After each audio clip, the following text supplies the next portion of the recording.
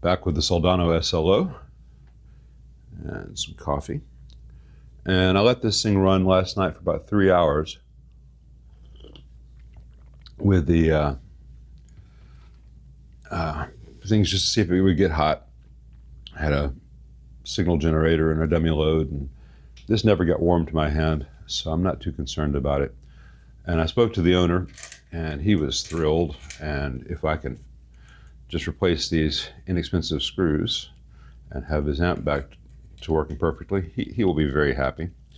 But I am going to slip some insulation over that blue wire where it was a little bit exposed, just to lessen the chances. And it's something that I didn't want to do if there was any problem with heat. If there was some other failure that exhibited itself, I didn't want to do some work that would then be useless. But I think that 3-hour test proved that it's going to be a stable repair.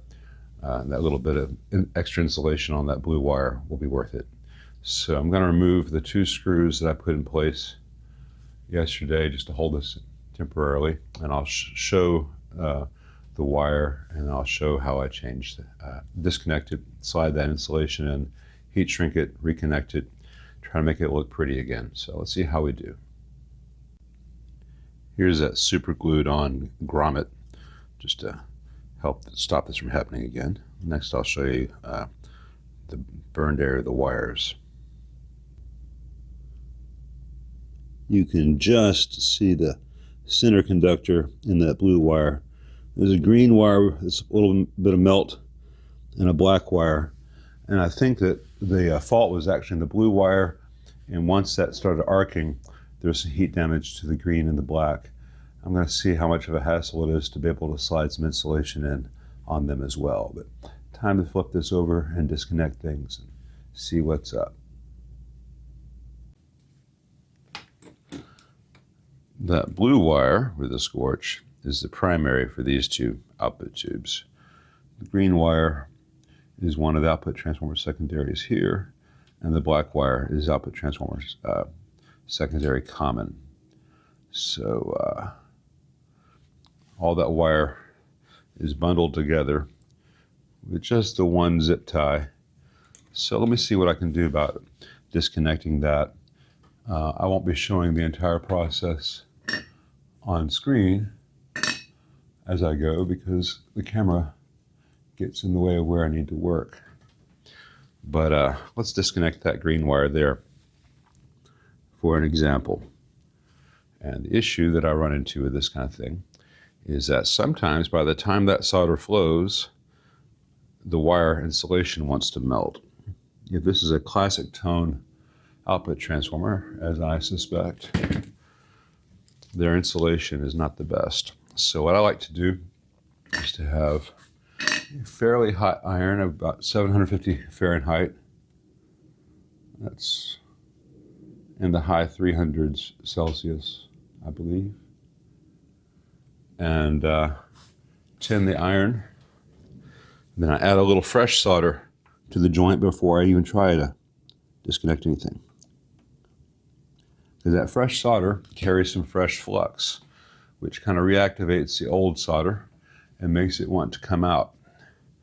Now, if I grab this with my pliers and it gets hot, that insulation will get soft and I'll have plier marks. So try to do this by hand first. Pull it out a little bit. That's as much as I can go the first time.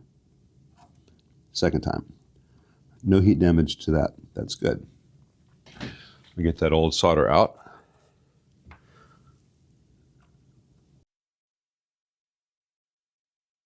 That's the green wire. I'm going to disconnect that black wire and this blue wire. And then I'll snip this little zip tie and try to untwist all those things and see where we're at. Hopefully I won't need to undo the entire bundle.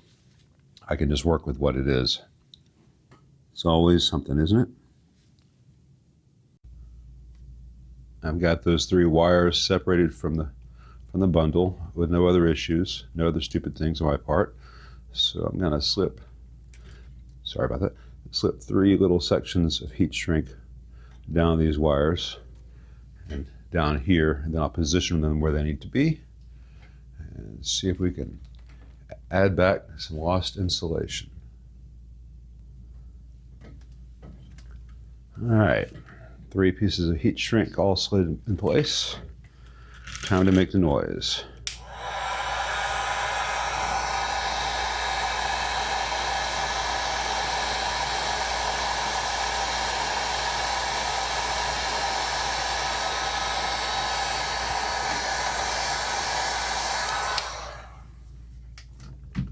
Not too bad.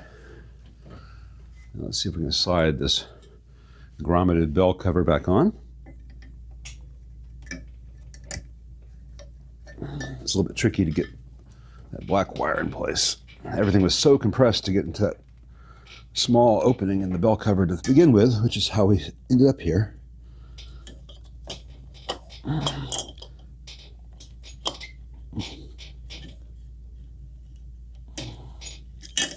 I need to move the camera out of my way, sorry. All right, now for the exciting part, putting the screws and nuts back on. And it'll be so much nicer now that these things have Phillips head screws. I loathe flathead screws. I think they should be banned from almost every industry. They just serve no, there's just no advantage, and there's so many disadvantages. Maybe someone just likes the look, in which case, screw that guy. But I am not a fan. So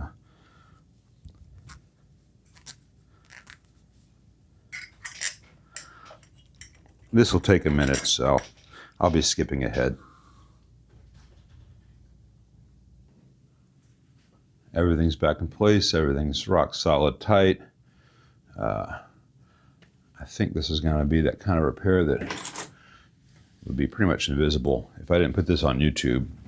I don't know if anyone ever catch this but myself and maybe Mike Soldano if he looked at this amp. So let's reconnect those wires and see if it blows up. If it blows up, does it blow up real good? All right, everything's back and buttoned up properly. All the stuff resoldered without any issues, aside from the fact that I used a black zip tie instead of the white ones. This thing pretty much looks factory still. And it's powered on. It's out of standby, so it's in play mode. I've got a dummy load connected to it right now. And no issues with the current draw. So I'm gonna reply to some stuff, do some paperwork I need to do, and finish my coffee, and I got to order some components for a couple other amps.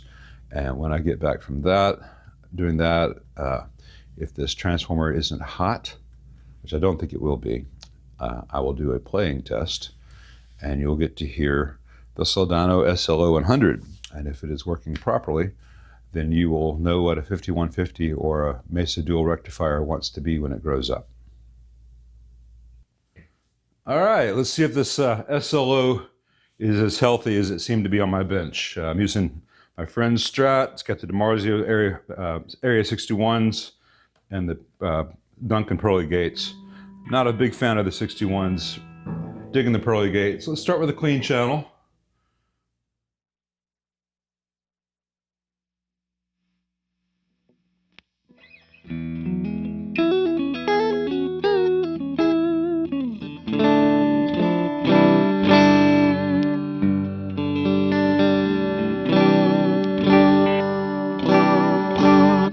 It's just a big old twin sounding kind of thing. That's with the bright off. This thing gets really, really bright.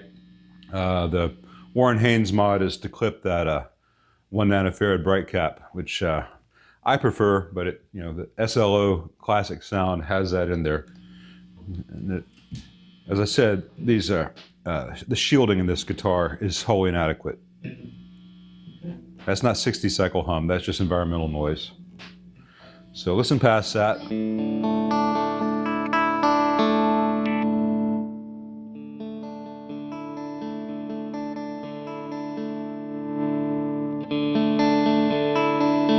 The Area T's get darker as you roll them off, even with 50s wiring. And there's a plastic not area T's, area 61s, and there's a plasticky transient to the attack. I'm really not digging these. The pearly gates, as you roll it off,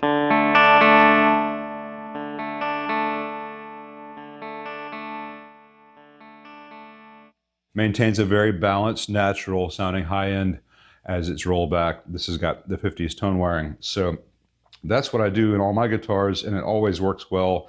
It is not enough for these area 61s. They just get dark when you roll it back. They're just apparently really sensitive to any loading. The bright treble bleeds usually sound pretty artificial. So let's see what the owner wants to do. This guitar needs a full shielding job. But anyway, that's enough of the cleans. Let's go to some crunch sounds.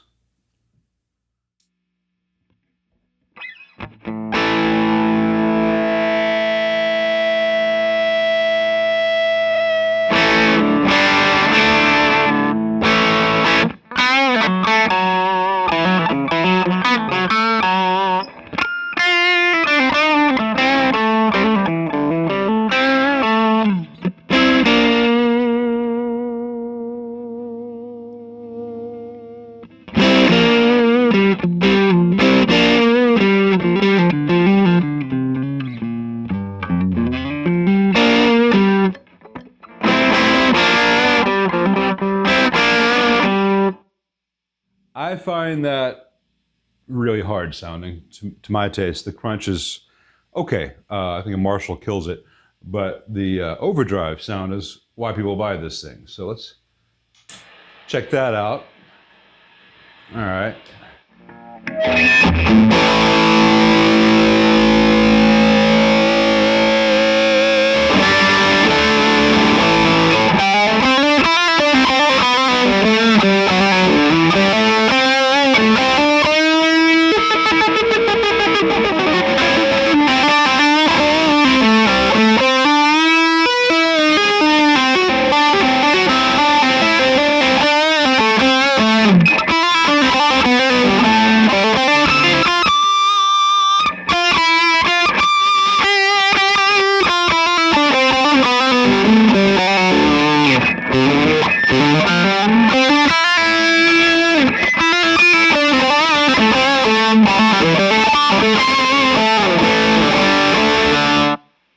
Seems pretty healthy to me.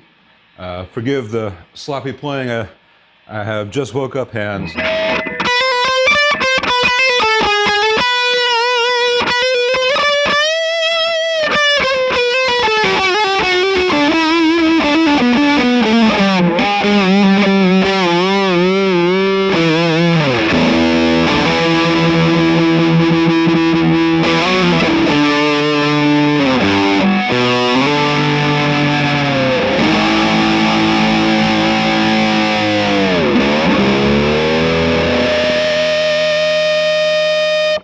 That was the wrong harmonic to get there at the end. I'm just sitting too close to the amp. If I was 5-10 feet away, I'd have much better control over which harmonics come back. The pickups are just really close to the transformers. It's not very well shielded. This is not the guitar in its current state to play this thing through.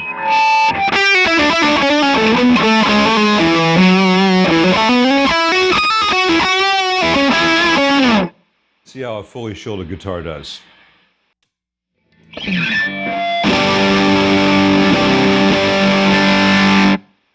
All right, I'm still probably sitting too close, but let's see.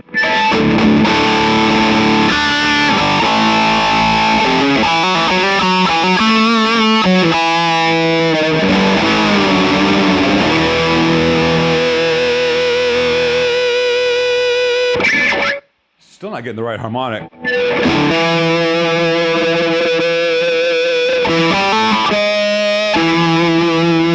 Getting the third, I want octaves and fifths and stuff. I'm just not sitting in the right spot for this.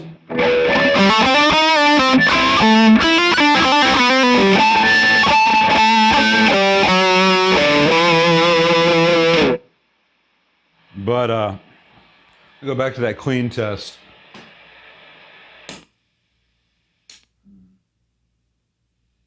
Where I was showing the noise floor changing as the guitar rotates.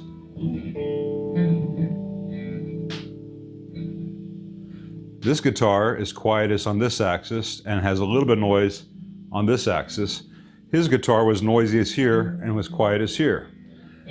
Guitars are weird things, and this is a weird room, but I think this is a very healthy SLO, even if I need to practice a lot and stand about 5-10 feet farther away from it next time I play one.